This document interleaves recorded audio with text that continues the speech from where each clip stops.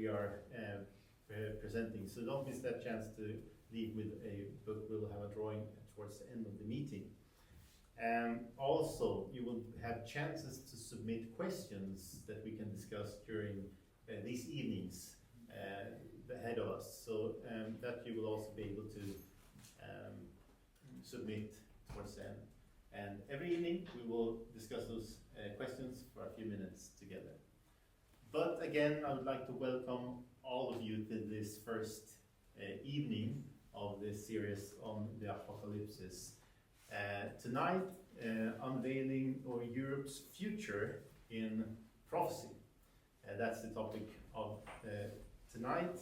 The speaker tonight is Jonathan Carlson, pastor and church planter here in Lund. Also a good friend of mine, and someone, if you like to discuss biblical topics, prophecies, find him. He's a good source for those things.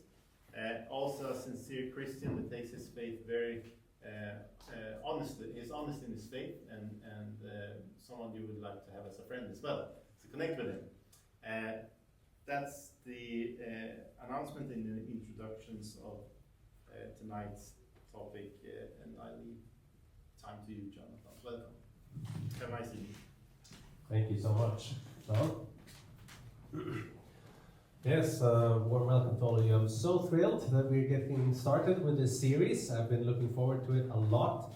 So me and Joachim, we're preparing these messages, and we're really looking forward to tonight. But not just tonight, every night, basically, we're going to be here until next week. Until next week's Wednesday. So we're here every night. You'll get the best blessing if you actually come and are part of this. And we will have, I'm really excited about what we're going to talk about. You have come here to listen to the Apocalypse, which is maybe a scary word for many people. Apocalypse, usually when you talk about apocalypse, you think that it is about the end of the world, maybe nuclear war, Armageddon, something like this, some terrible, horrible things, some doomsday. If you're looking at the biblical word for it, it actually means revelation. So the book of Revelation, if you heard of the book of Revelation, that word, or the name of it in Greek is apocalypsis. So it's not a scary word really, it means revelation, it means revealing of something. And what we're going to focus on today is the revealing of the future. We're going to talk about Europe's future in prophecy. And so when you're revealing the future, that's basically a prophecy. So I'm thrilled about the meeting today, or tonight.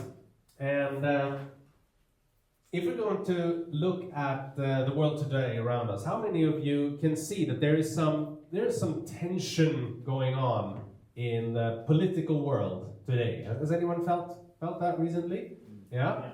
Okay, so then we have a US election coming up. We have people are talking about the climate crisis that is happening, and they're worried about how many years do we have left. They say it's a clock that's ticking down for us. There is also the threat of a Third World War, right? We have around us in the political world, we have the conflict in Ukraine, we have conflicts in the Middle East, and there's a great tension. What is going to happen? And that can be scary. Now, me and Joachim's goal with this series is really to present hope in the crisis that is ahead. So that's what we hope to do, that we can show you that there is light, there's hope. It's not just doom and gloom. There is hope. And I'm going to share with you some of the things that have given me hope. I didn't always believe as a Christian.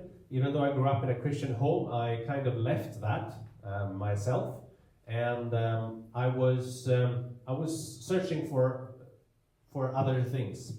And but there was something that really brought me to conclude that there was something interesting in Christianity, in the Bible, and And that's what I will be sharing with you tonight also. I'll be sharing with you something that totally transformed my own life. So buckle your seatbelts and we will dive into the future of Europe in prophecy. Now that might sound very spectacular, but bear with me and we'll look through that. Now if we're looking at Europe today, as I said, it's a lot of conflicts. There's a lot of things happening all around that can be a bit scary. And we're wondering what is going to happen with the future. We have the war once again on the European continent, the Russia-Ukrainian war that escalated in 2022 with the Russian full-scale invasion of Ukraine. It's killed hundreds of thousands of people. Some people estimate up to 1 million deaths. Of course, nobody has really any statistics on this, but there are some news sources that claim that even up to that many people have died in that conflict alone. It's a horrible war that we see has broken out. And the greatest threat also is, of course, that if it led Sweden and it led Finland to join NATO, but if NATO would get involved, then you would have Third World War. You would have nuclear war. Like it is very, I mean, hypothetically, it can be close to such a cataclysmic event. So the question I want us to look at today is, does prophecy say anything about this? And how can we navigate? What is the future for Europe? Most people might say, oh, it could be this or it could be that. But what is there any reliable source on what will actually happen? People are talking about the Third World War. If you know the presidential debates that they had in the US, Donald Trump mentions it also. He says that we're going to end up in a Third World War, and it will be a war like no other because of nuclear weapons. Now, if you believe him or not, that's up to you, but the thing is, at least this is what politicians are talking about. This is what people are thinking about, and they're worried about it. So what I want us to look at today is is there any hope for the future of Europe? Well, if you're looking at the European Union, many people are looking for stability there. We're wondering, like, is there unity? Can there be unity in Europe? John Laughlin was interviewed, and this is in 2011, he made an interview where he said that people were keen he talks about the origin of the European Union, and he says that people were keen to recover this lost unity, which dated back to before the fragmented days of the individual nation states, to previous unions, and even to the Roman Empire. He says since the Roman Empire broke apart, people have been trying to keep Europe together. And however, he says it was not until after World War II that a European Union became a realistic prospect. Rather than focusing on trying to find a shared ideology, the reason behind so much of the earlier conflicts, politicians saw economic unity as a way of preventing future clashes. So that's the basic idea behind the European Union. Now, of course, we saw that it's not, it's kind of breaking apart, but we'll get to that later. This idea, what is the future of Europe? What's the European Union going to look like? Is it going to be a united front, or will it break apart? We will see what the Bible actually has to say. Now, as I said, we're going to talk about prophecy. What is prophecy? Prophecy is basically a foretelling of the future. You might say, well, that's impossible. Nobody can foretell the future. Well, at least there are some claims that the Bible is making. And you tell me after this presentation if someone can predict the future or not. Maybe you're not a Christian. Maybe you're you're listening to these things from an agnostic perspective. You're wondering, like, how can, if I'm not a Christian, if I'm not a religious person, why should I listen to this? And as I said, this is something that I really enjoy about the Bible. The Bible, and the faith that the Bible presents, is actually an intelligent faith. It's a faith that expects us to think. And many people think, or I used to think, that the Christian religion or the biblical belief is basically putting your brain away and then just having having some great emotions. That you feel like, oh, you feel ecstatic or something happy, but you really believe in things that you know is not true, kind of. That's my approach to faith that I believed in before. But that's not the biblical version of faith. If you look at what Jesus actually said about faith, he might be an authority on this. And now I have told you before it comes, that when it does come to pass, you may what? You may believe. Okay, so what he is trying to say is that I'm going to predict the future, correct? And if I predict the future correctly, then you can believe. Now, that sounds reasonable, right? Now imagine with me, if it is true that the Bible could predict the future in a fascinating way, okay? And not just a, one day in the future it's going to rain. It's like, yeah, duh. That's not a prediction of the future. But if it actually, in a spectacular way, can predict the future, wouldn't you agree that only a being that is above time and space could actually predict the future? Like, philosophically, scientifically, nobody knows the future except some, if there is a being that created time and space and that is above all those things, right? I mean, that's the only way that you can actually accurately predict the future. Now, if that is the case, that the Bible can predict the future in a powerful way, this was my reasoning, then I can actually trust that the Bible is inspired by God, or by this being. So that was my conclusion. So I'm going to look at one prophecy, and this one prophecy totally changed my life. If you have, maybe you didn't bring a Bible here, and that's okay. You can take your phone and you can look it up, because I want you to see this for yourself. Because if I just say stuff, you're going to think, oh, you just made that up. But if you see this really from the Bible, it just blew me away. I was just totally floored. I came to the conclusion that, okay, even if I don't like this, it has to be the case. It has to be true.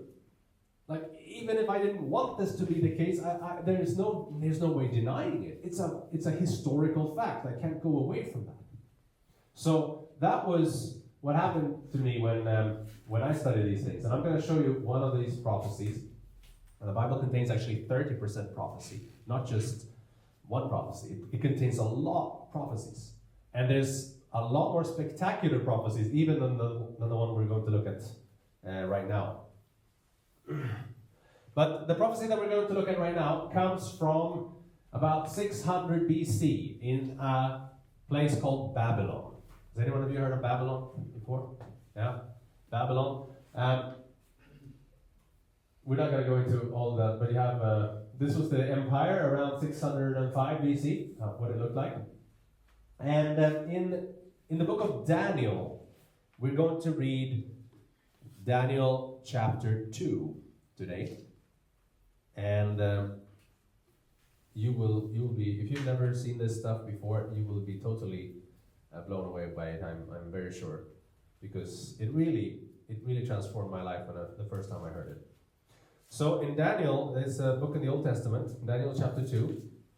Now, by the way, the Bible is not just one book, as many people think. It's actually 66 books written by about 40 different authors during a time period of 1,500 years. So, it talks about things that happened 1,400 years before Christ, and it also talks about things that happened around the time of Christ. So that's the kind of time span, even 100 years after Christ's birth. So that's the time span that you have in the Bible. And in Daniel chapter 2, there is a king who has a dream. It says, Daniel 2 and verse 1, "Now in the second year of Nebuchadnezzar's reign, Nebuchadnezzar had dreams, and his spirit was so troubled that his sleep left him." Nebuchadnezzar. Now, Nebuchadnezzar, when you read the Bible, is actually a historical figure. This is not some kind of made-up person that the Bible is talking about. If you go to the British Museum, which I did before I got a beard, a long time ago, I went to the British Museum there, and I took this picture of Nebuchadnezzar II's clay cylinder in the British Museum. Now, if you just Google this, you'll find it. Nebuchadnezzar was a real historical figure, and if you go to the British Museum, you can read that. Now, what does he say there? He says, for example, this on his clay cylinder: I built a strong wall that cannot be shaken with bitumen and baked bricks. I laid its foundation on the breast of the netherworld, and I built its top as high as a mountain. He was a builder. This guy. He was a very boastful king, and he built a beautiful city. Have you heard of the Hanging Gardens of Babylon? Actually, I'll show you that later, but it's actually Nebuchadnezzar that built it. One of the 7 wonders of the ancient world was the Hanging Gardens of Babylon. It was so that he had a princess that he married, or his wife, from the Median country. So she was used to a lot of mountainous areas there. So because Babylon was so flat, she was really unhappy, and some of you married guys, you know how it is. If a woman is not happy, you have to make her happy. So that's what he did. And so he built a mountain for her, and built a garden, and all of the things that she wanted. So that's the Hanging Gardens of Babylon.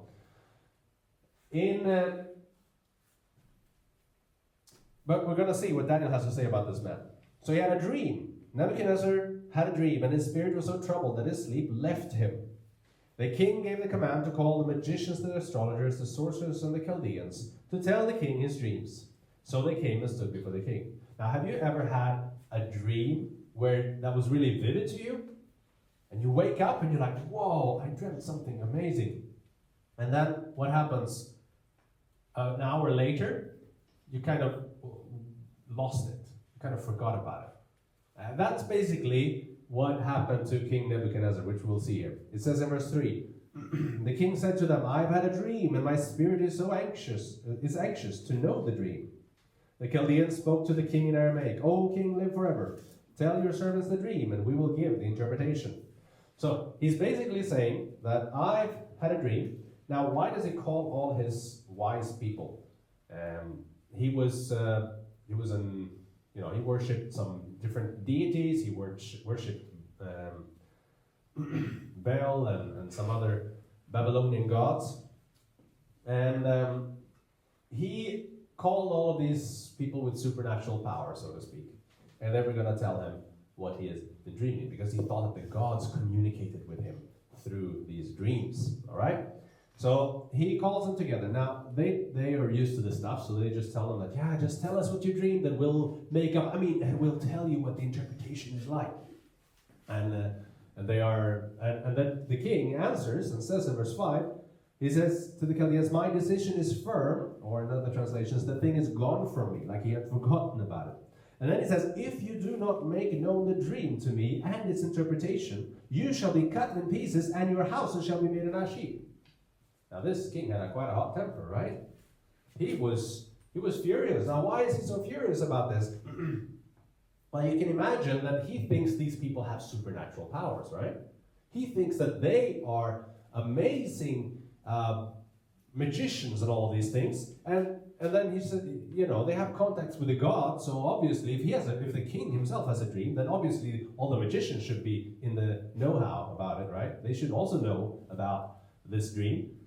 And if they have those supernatural powers, he realizes that he has what am I paying you for? I have a bunch of phonies on the royal pay list. What are you doing here? And so he gets furious. He realizes that these people are just pretending to have supernatural powers, but they don't. And so they argue a little back and forth, and in the end, in verse 10, we see that the Chaldeans, they answer the king and say, there's not a man on earth who can tell the king's matter. Therefore no king, lord, or ruler has ever asked such a thing of any magician, astrologer, or Chaldean. It is a difficult thing that the king requests, and there is no other who can tell it to the king except the gods, whose dwelling is not with flesh. So basically they're saying, yeah, we don't know it. Nobody can do this. And then the king gets very angry. Verse 12.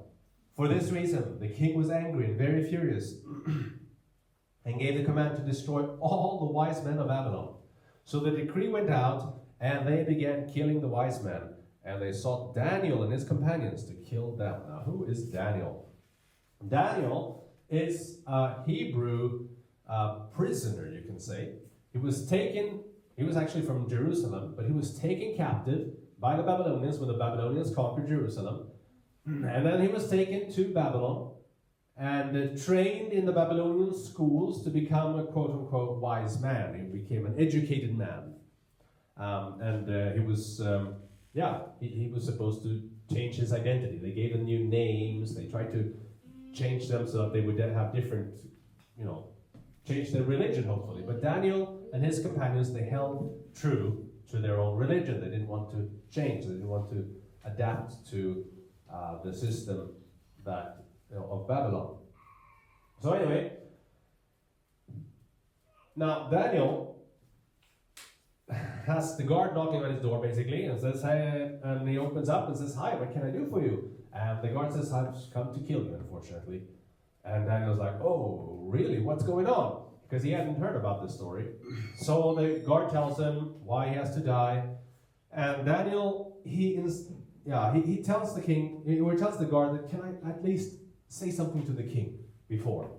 And then he gets actually a permission to go to the king.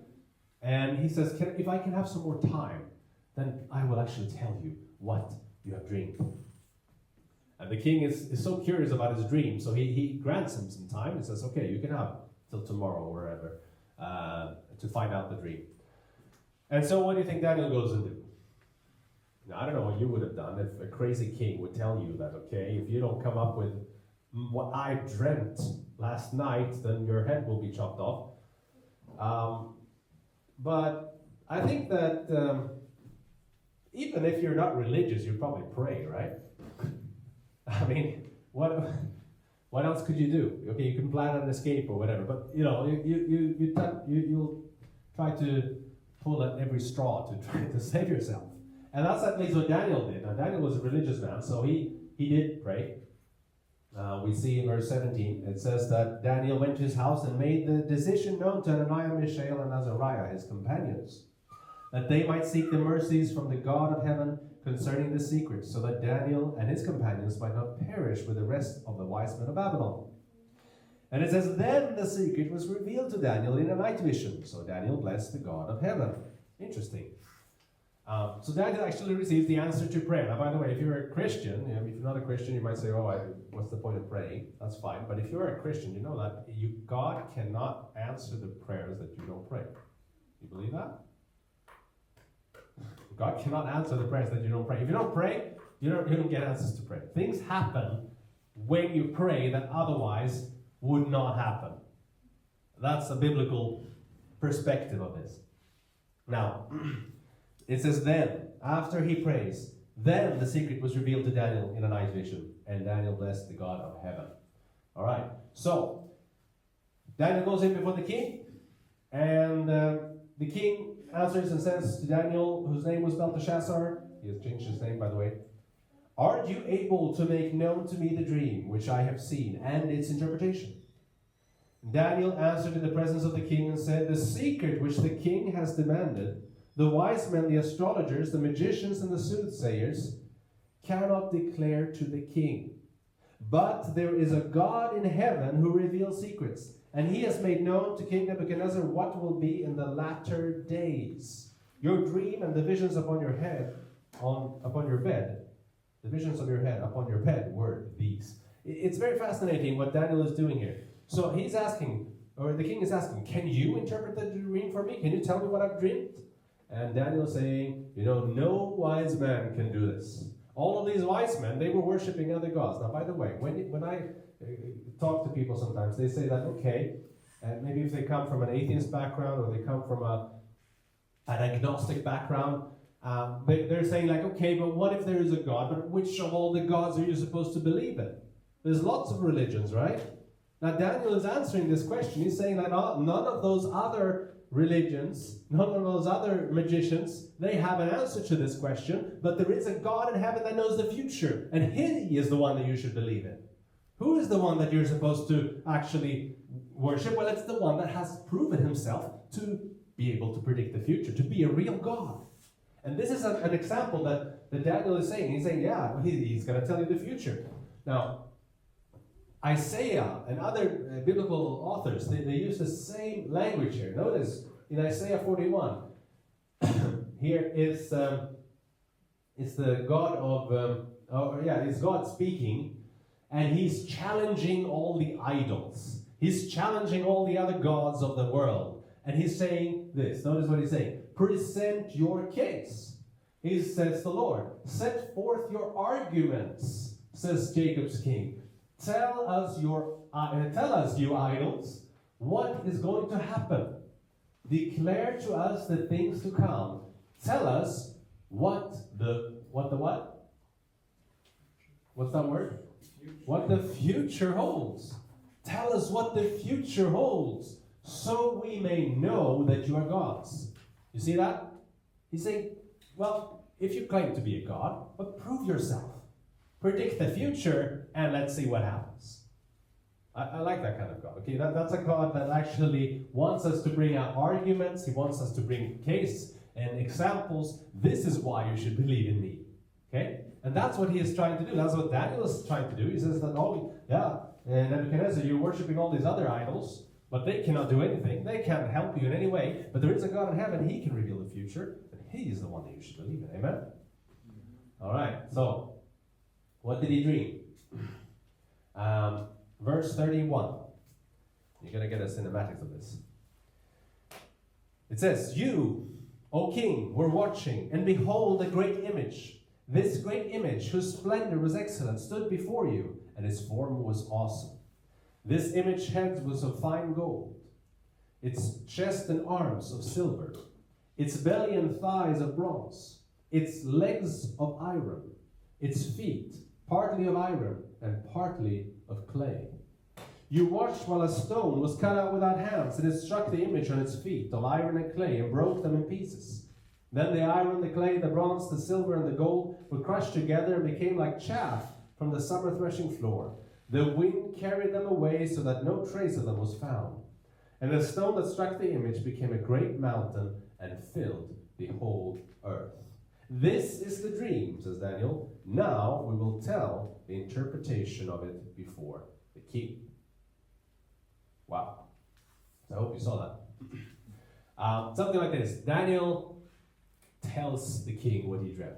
And I'm sure that Nebuchadnezzar, it's like on the tip of his tongue. He doesn't remember it, but then it's coming back to him as Daniel is talking about it. It's like, yes, yeah, that's right. And his eyes are probably big like plates, and his jaws down to his knees or whatever. He's just, yeah, that's it.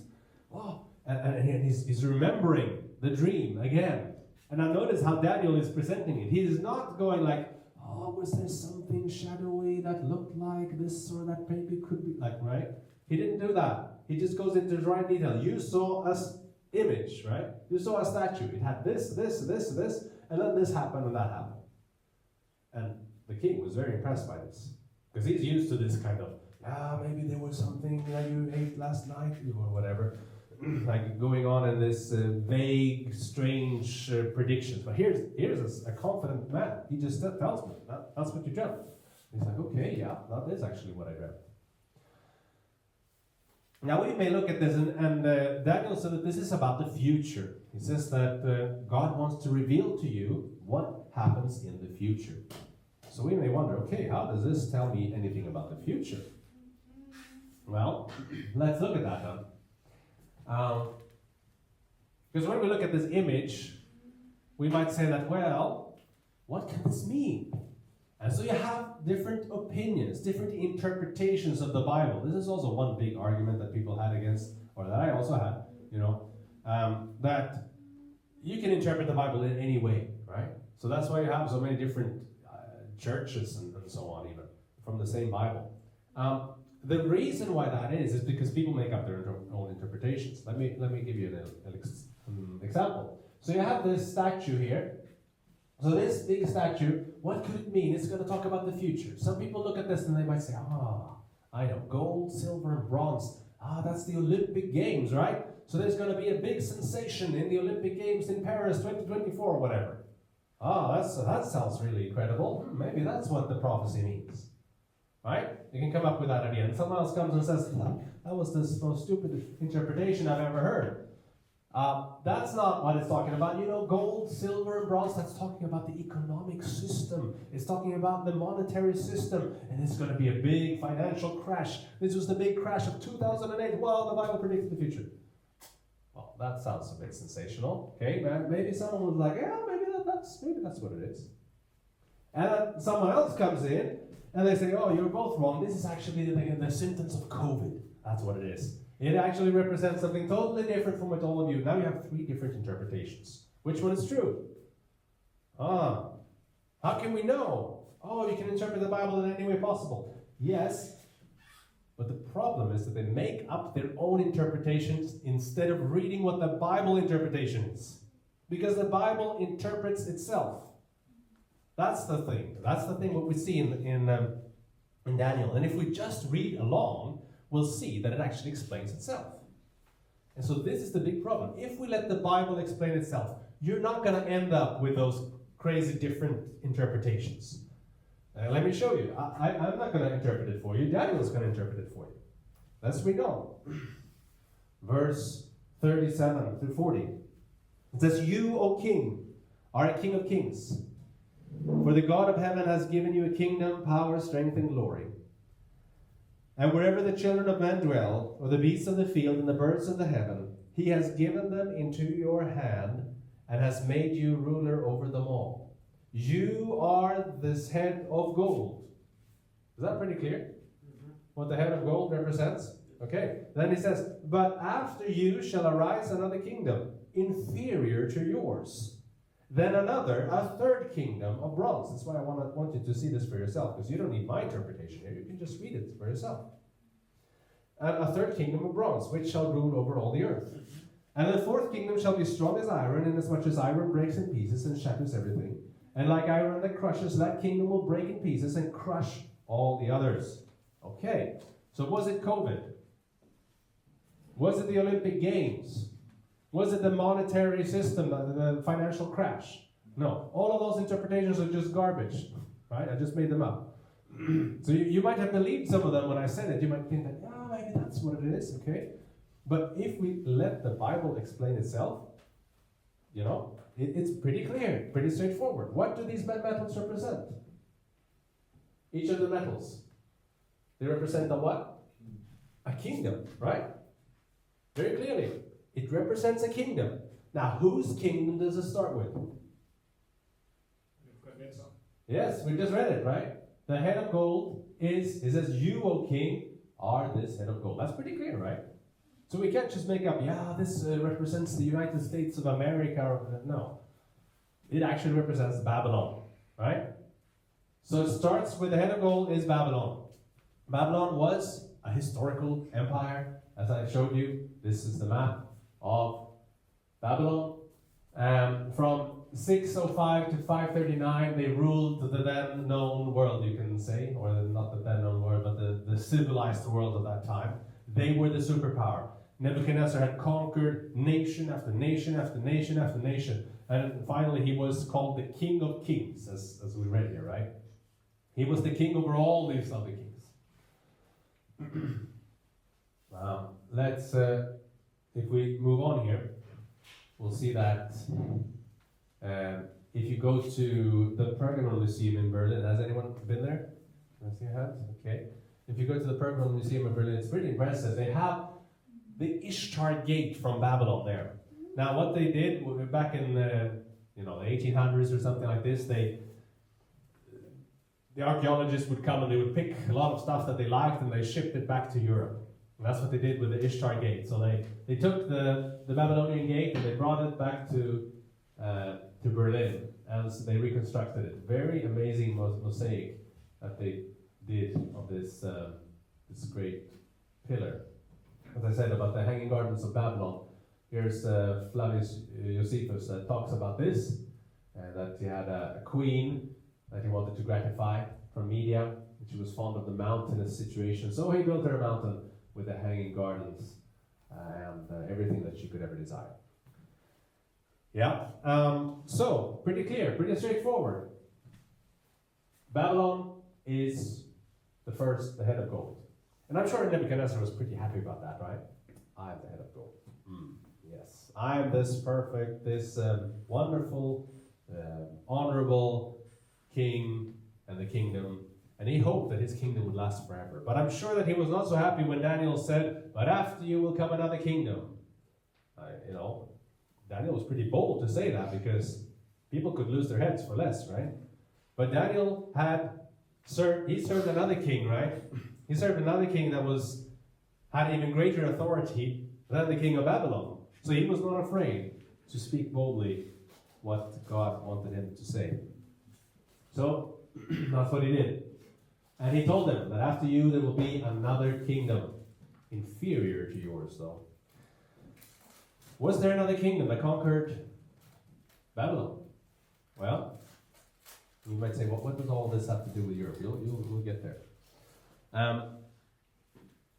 Babylon was besieged by Cyrus the Great. How many of you have heard of Cyrus the Great? Cyrus the Great. Yeah, he was the king of Persia. And his army was camping around the city of Babylon. Now the city of Babylon, as we read there, Nebuchadnezzar built huge walls. You could have I think 4 chariots abreast, or maybe even more, on those walls that you could ride. And so it was a huge siege work, huge walls that protected against any enemy sieges. And so there was not a lot of lush around there also, so any army that would camp there, they would get logistic problems and they would have to leave. So that's what happens here. Thus then, says Xenophon, Cyrus' men were employed while the enemy upon the walls laughed his siege works to scorn, in the belief that they had provisions enough for more than 20 years. They even threw grain out to the besiegers and say, here's something for you guys, because we can manage infinitely in our castle there. But, of course, what happened was that the Persians, they dammed up the river Euphrates that ran through Babylon, and they marched the army underneath the walls. And at one time, there was a big feast in Babylon. You can read about it actually in Daniel chapter 5. And this in Daniel 5, you can read about the story, and it happened that at that night, in one night, Babylon fell to the Persians. Very interesting story. So the Persian Empire took over. You see the hugeness of that empire, all the way to India. From India to, they took Egypt, and they took all the way to Greece there. From 539 to 331 BC, it was the superpower of that day. Nobody could mess with that.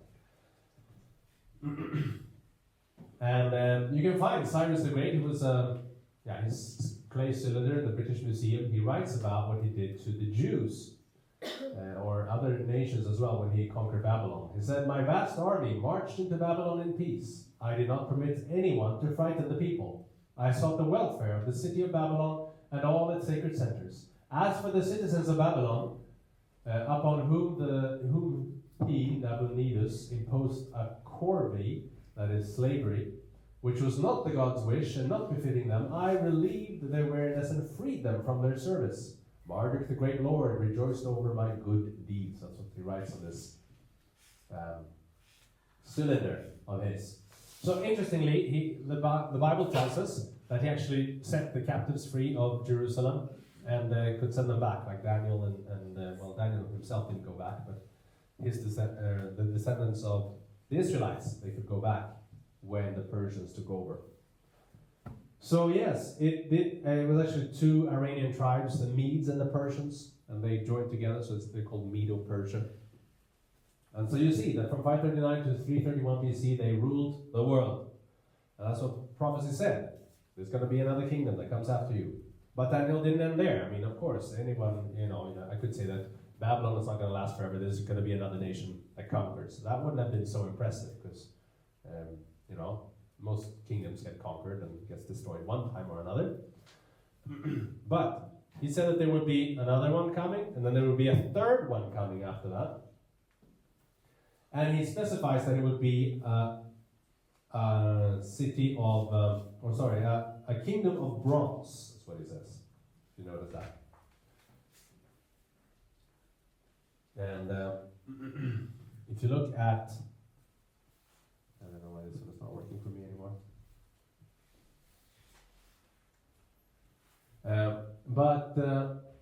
Yeah, Daniel said there will be a third kingdom of bronze which shall rule over the whole earth. The Medo-Persia was conquered by which nation? You know?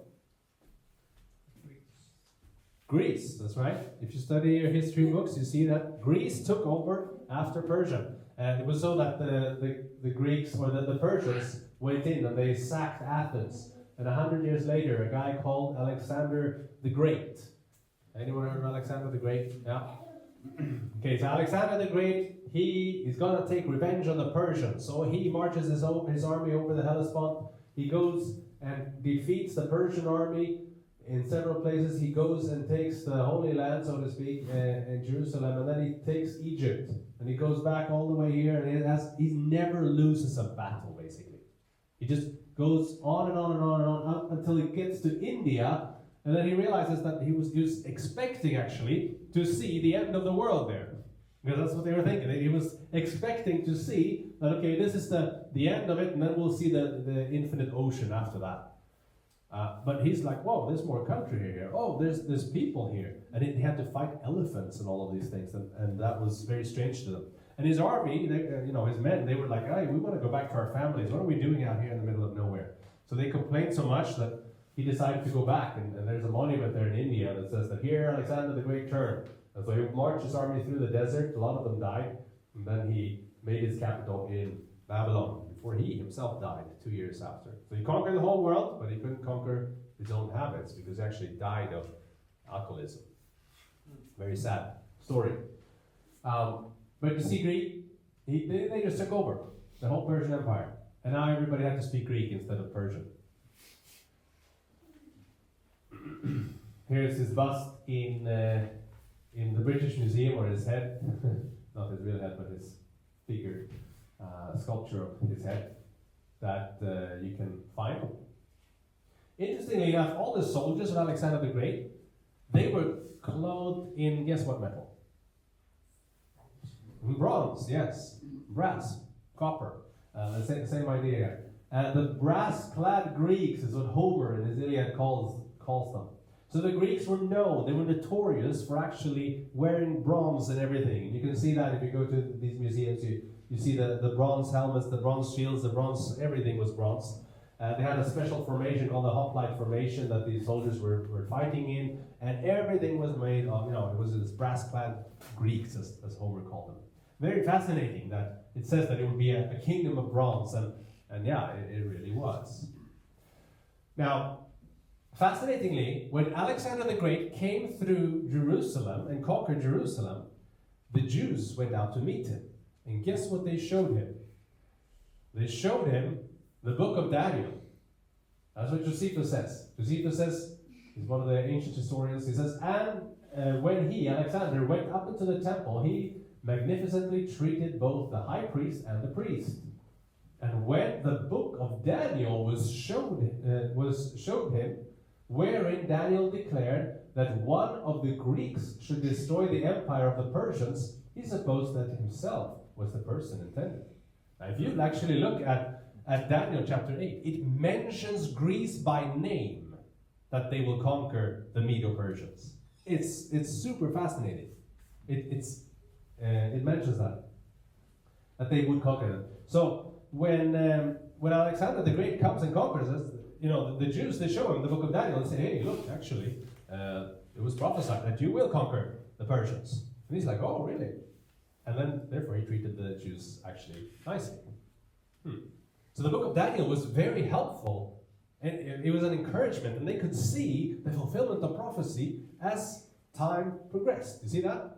That's really fascinating that they could do that. Now, so Greece came after the Persians, 331 to 168 BC. And that's when they ruled the world. Now, Daniel didn't stop there. He didn't just say that there would be 3 kingdoms. He said that there would be 4 kingdoms, right? The fourth kingdom shall be strong as iron, inasmuch as iron breaks in pieces and shatters everything. So there will be a fourth kingdom as well. And history tells us that there was a fourth kingdom that conquered Greece. Right? Which kingdom conquered Greece? Any historians out there? Rome, right? Edward Gibbons writes in the History of the Decline and Fall of the Roman Empire, historical classic. He says, the arms of the Republic, that's the Roman Empire, sometimes vanquished in battle, always victorious in war, advanced with rapid steps, and the images of gold, silver, or brass that might serve to represent the nations and their kings were successively broken by the iron monarchy of Rome. Fascinatingly, now this is a secular historian. Now where do you think that this secular historian got the idea of gold, silver, and bronze breaking down iron, or iron breaking down all of those things? Well, he got it from the book of Daniel, right? He said that he himself had to acknowledge that yes, it's actually very clear that the Romans, the iron monarchy of Rome, they broke down all these other nations, just like the prophecy of Daniel said. Fascinating that a secular historian even has to acknowledge these things. So, the Greeks were conquered by the Romans, and you see the Roman Empire was huge. It was even, it becomes bigger and bigger, almost, these empires. They even were farther, they went up into to the UK as well, up to Scotland. There's a big wall there, a Roman wall up in Scotland between, Hadrian's Wall that they had, that kept the Scots out, more or less, from the empire. Anyway, now the Roman Empire was the weaponry of the Roman Empire was the Roman steel, right? And they just cut these brass shields, weapons to pieces. It was very effective. The Roman steel was an invention that they had that was very superior to a lot of other things. So very fascinating that it is an iron monarchy of Rome as they're describing it, and it fits very well with the description here. Rome was, of course, the kingdom that ruled the world in the time of Christ, right? At the in Augustus Caesar, the time of Augustus Caesar, that's when Jesus was born. That's what we read about in the Christmas story. He was hung on a Roman cross he was judged by the Roman governor, Pontius Pilate, right? So we see that the Roman Empire was ruling the world at this time. Now, a little later on, this is 180 to 30 AD, people are still studying the book of Daniel, and they're seeing the fulfillment throughout history. So they're studying, here's a church father, so to speak, Hippolytus of Rome is his name. And he says, "Rejoice, blessed Daniel, thou hast not been in error. All these things have come to pass. Already the iron rules. Already it subdues and breaks all in pieces." Interestingly, where did he think he was in this prophecy? You could see the progression. He was not in Babylon. He was not in Medo-Persia. He was not in Greece. He was in the Iron, right? And he could see that. So all throughout history, people have looked to Daniel chapter 2 and they've seen the fulfillments as it is happening. And it just gets better and better and more fascinating. And we see that. Even in 200s, people are looking at this and they're like, wow, this is amazing. So this interpretation that I'm presenting to you, it's not something new that Jonathan Carlson came up with. It's not something new that, your little sect in the last days have thought about this. No, this is something that was seen all throughout history. And they saw the fulfillment of it taking place. They wrote about it. And they see that, now we're in the iron part. Wow. And now in the previous one we saw, they said, we're in the Greek part now. We're in this the third, and so on. So you see that the book of Daniel has been fulfilling right in front of people's eyes, and they've acknowledged that as well. So the fourth kingdom is Rome. Now, if it ended there, we would have been Very fascinating. I mean, it's 1,000 years of political history predicted quite accurately. But it doesn't end there. It continues. Let's read verse 41. Daniel chapter 2, verse 41. It says, Whereas you saw the feet and toes, partly of potter's clay and partly of iron, the kingdom shall be what? It shall be divided. The kingdom shall be divided. What would happen to the Roman Empire according to this prophecy? Would another kingdom come and conquer it and take over it? Or would it be divided? Fascinating, right? It's very detailed here. It doesn't just say that there would be, there's one kingdom coming and then just, 5, 6, 7, 8, 9, 10 kingdoms that would come. It actually says that there will be exactly 4 kingdoms, and the 4th kingdom will be divided. Now, what happened to the Roman Empire? Well, was it conquered by another nation? No, it wasn't. It was actually, there were many, it became, first it was divided into East and West, but then Constantine tried to unite that again, and they tried to hold it together until the barbarian tribes, as they call them, came in from Germany. Do we have any Germans here today?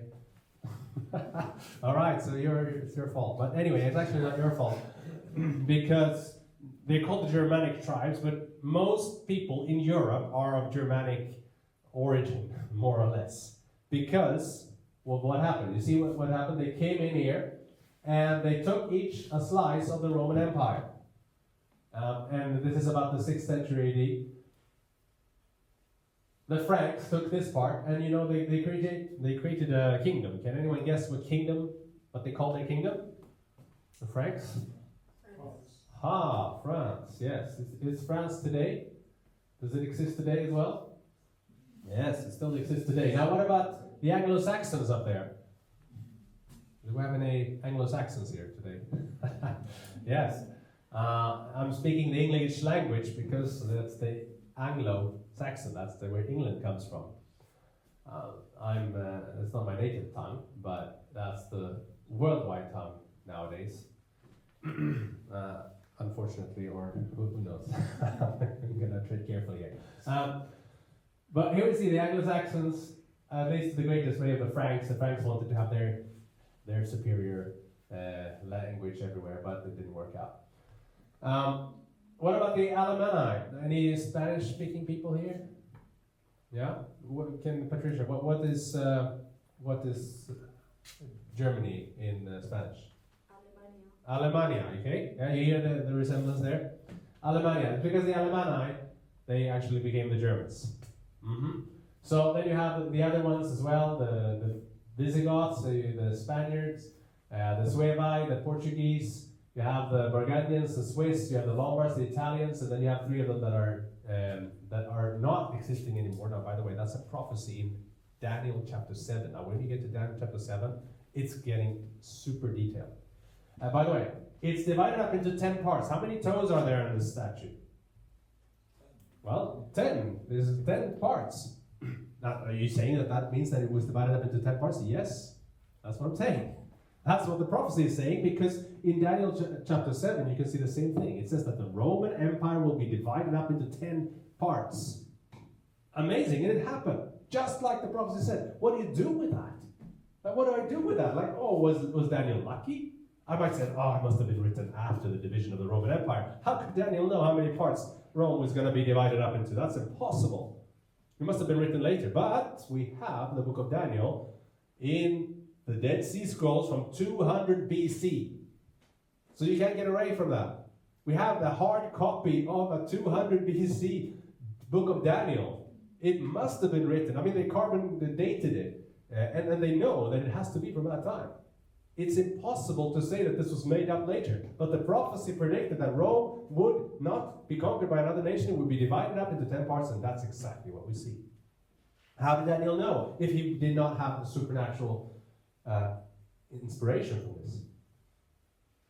From 476 AD until today, we see that Europe, the European nations, by the way, these European nations that you saw, they colonized the whole world, didn't they?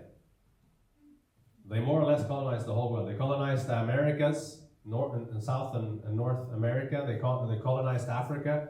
They colonized Asia, right? So basically even Australia, right?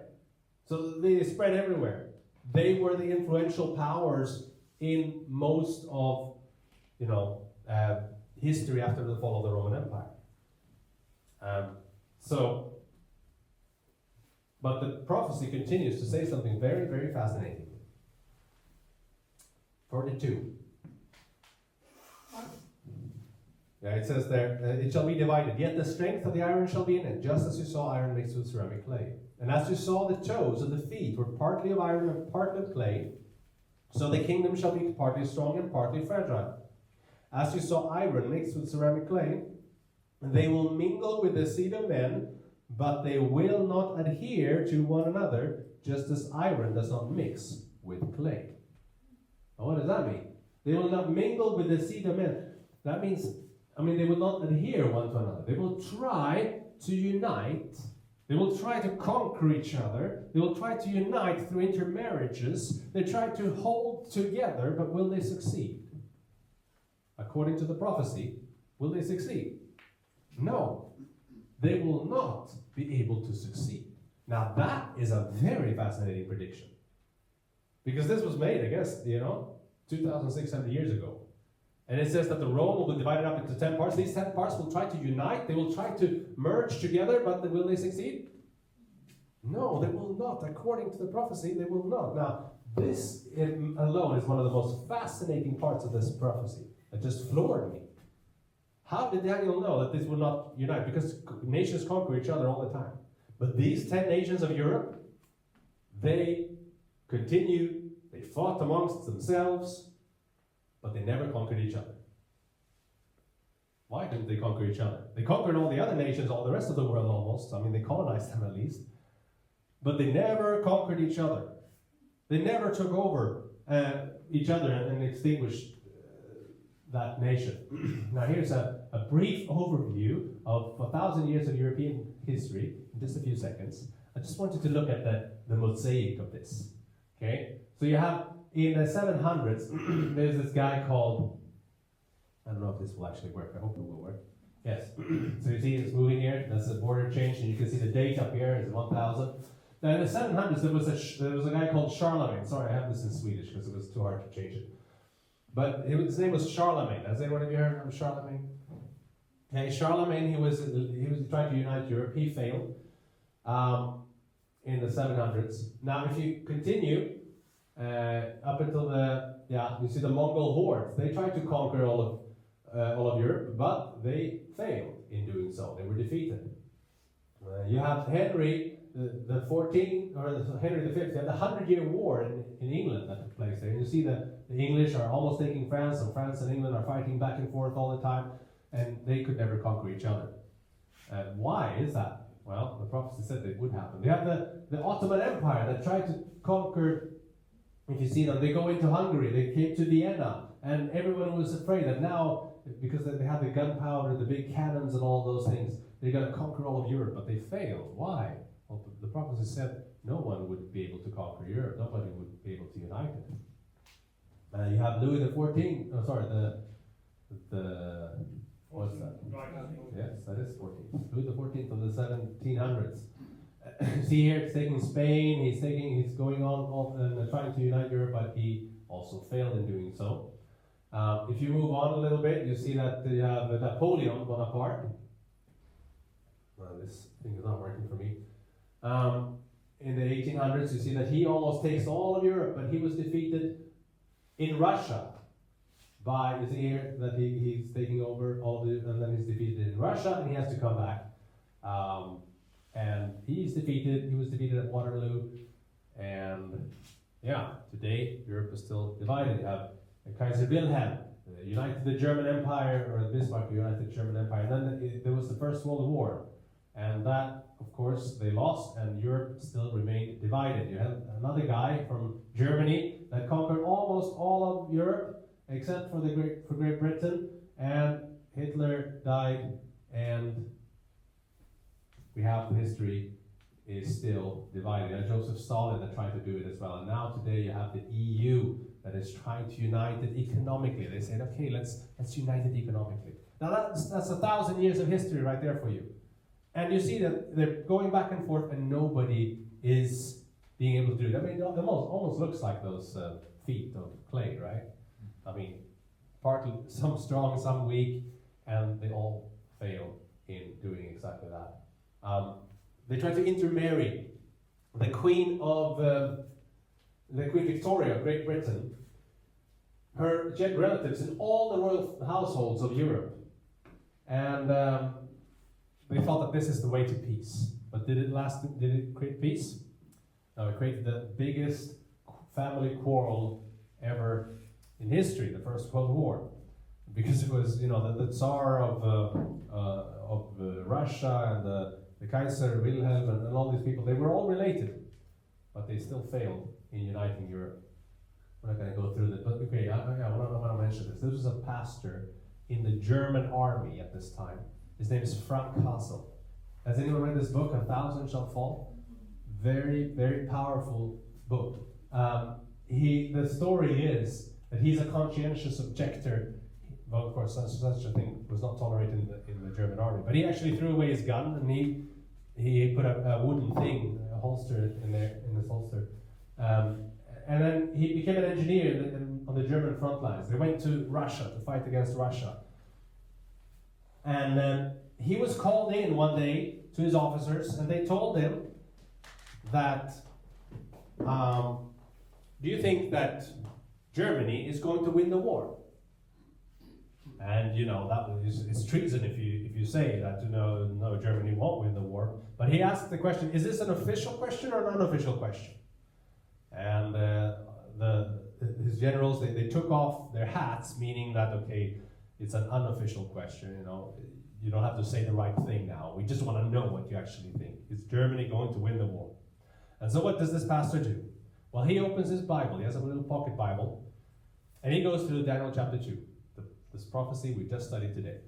He goes through the whole thing, and he tells them that, therefore, Germany cannot win. They can't be a Third Reich that is going to conquer all of Europe, that's going to rule for 1,000 years. It's impossible, because the prophecy says something else. And so the guards, they put on their hats, they say, okay, you're dismissed, and he's thinking like, okay, they might tell something, I might get killed for this. But a little later, he gets called in again, and he thinks like, okay, now it's really bad. And he comes in, and there's more people there in that room. And but then the commander, he thinks it's a trap. But then the commander there, he says that, okay, you all take off your hats. And everybody takes off their hats. And then he says, okay, I want you, Private Hassel, to go through that prophecy again from Daniel in front of all of us here. I order you to do that. So he goes through again the prophecy, and then he explains that what is going to happen to Europe, that there won't be a Third Reich according to the prophecy. And then he says, thank you very much, you're dismissed. Before you leave, though, he says, please let me introduce you to this person there. I don't know what his name was, Mr. Heinz or whatever. He was a history professor, because he could see whenever he was going through this prophecy with him, the general would look at this person, and this person would nod and do some motions and like that. And he said, yeah, he used to be a history professor before the war, and he just confirmed that all those dates and all those things that you said are actually correct. So thank you very much for this. And what this general did, based on that prophecy, he collected material and petrol and these kinds of things. He stored it extra so that they would be able to return, because he knew that they were going to lose the war eventually. And Frank Hassel was 1 out of 7 of his whole, I don't know, the battalion or whatever it was. It was thousands of people. It was only 7 that survived, and he was one of them. And this is a fascinating story that 1,000 shall fall. It's a Bible text that talks about 1,000 shall fall at your right hand, but it will not touch you. And that's the promise that he was always claiming throughout his time here. A very moving story. But amazingly, the prophecy of Daniel, even in modern times, gave hope to these people. It helped them to see that, yes, we're right here. We're in the feet of this great statue.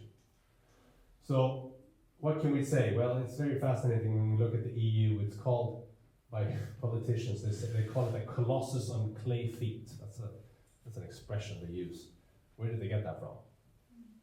They get it from the Bible.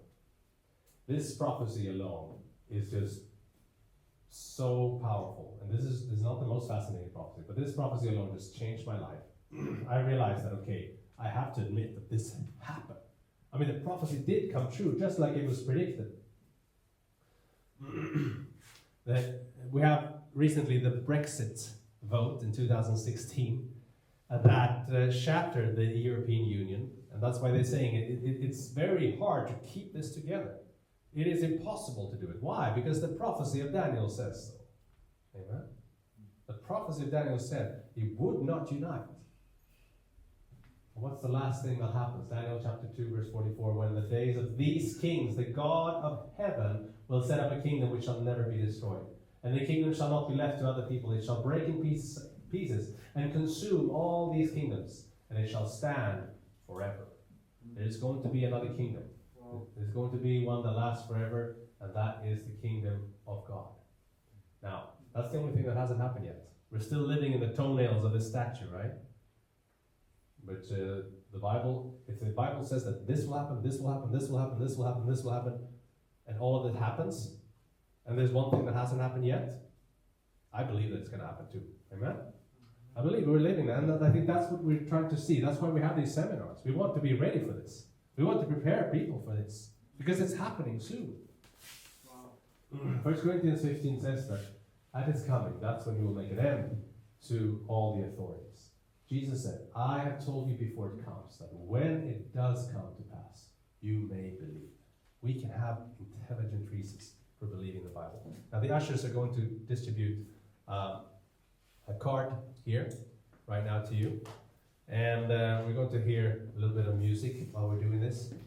While you're filling it out. On this card, there's some questions. It's called a decision card. And I just want you to be able to put your own name. Now, by the way, write down your name on this, because we're going to make a drawing and you're going to get a book after this. But the first question there is, or the statement is, I can see that there are intelligent reasons to believe the Bible. Maybe I can get one of those things as well. Thank you. I can see that there are good reasons to believe the Bible. If you can see that today, if you can see that, yeah, there are good reasons. It doesn't mean that you're going to believe it, but it means you can see that there are good reasons why people choose to trust the Bible. Then check that. It helps me to understand if the message was clear or not. Now, if you would like to study the Bible with someone, learn more about it, you can check that as well. If you'd like to have prayer for something, we pray for these things. If you have a question that you want to ask, maybe about this presentation, maybe about something else, we have in the beginning of next meeting, we have some time to answer some of these questions that you bring up.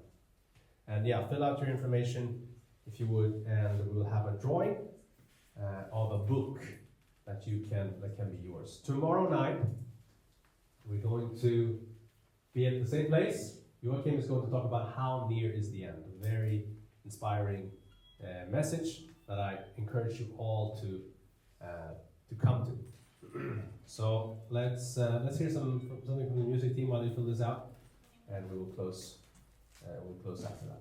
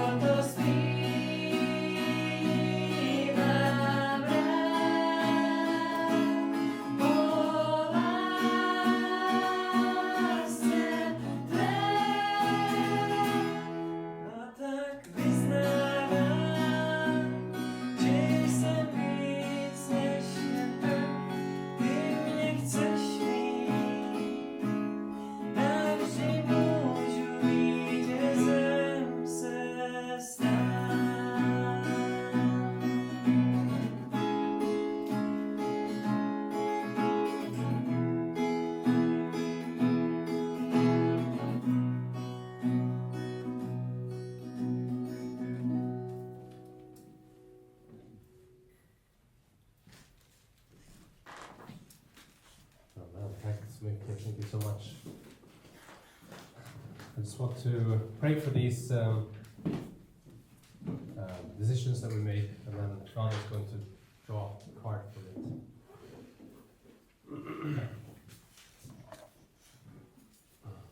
Dear Lord, we thank you for the Bible, and that we can have confidence in it, and not just out of emotions, but that there can be real reasons. And I think that some of these things have been presented today. I just pray that you'll bless each person who's made a commitment, and that you'll bless us until we meet again. In Jesus' name, amen.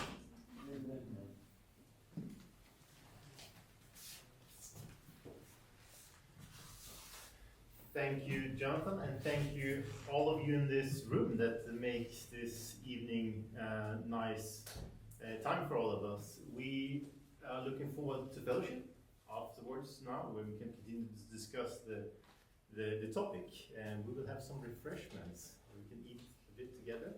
But before we go into that, we have promised a drawing, and I will just put my hand down here and see if anyone will leave with a book. Let's see here. There we go. I'll take this one. And someone named Esther will get a book. This is great. Do you want a Swedish or an English one? Swedish. This will be great for you to learn Swedish. There we go. Tomorrow, again, the same time. How near is the end? Looking forward to that. So we'll meet again tomorrow. But now let's have some fellowship and discussions together. Some refreshments are served. And by the way, don't miss to grab one of these when you go out. This is the text of tonight presented. You can study it for yourself. Fact check it, give it to a friend together with the link on Facebook. So don't miss this one, to bring that with you home. Let's get some talks going. Let's meet and